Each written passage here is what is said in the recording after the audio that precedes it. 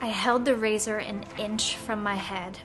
I took a sharp inhalation, closed my eyes, and removed the first lock of hair. It fell to the floor, carrying with it memories and a heaviness that far outweighed the strands themselves. As each handful detached from my scalp, separating from its home for over a quarter century, I released the accompanying identifiers and notions of who I was, all the qualities and ideas of myself that had spelled out a certain story I'd carried with me about myself. I shaved my entire head, on my own terms, in my own way, with my own hands, and it was the best decision I have ever made.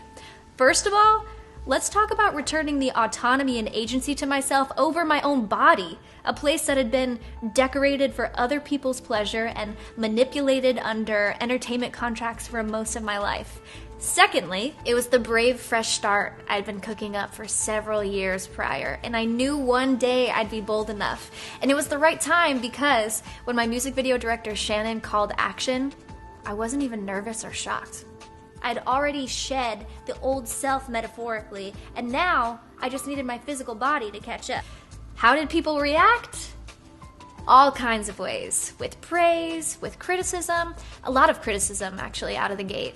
Turns out you can expect people to be more reactive anytime you do anything remotely outside the tranquilizing snooze fest of the status quo. Thank God though, like wake them up, make them feel something, think something. There were a lot of assumptions about my sexuality, gay, my gender, trans, my political persuasion, blue, my personality, tough, and my faith, none. No, not like none, like none. If people couldn't control my hair, they shifted to other parts of me like my fashion and makeup.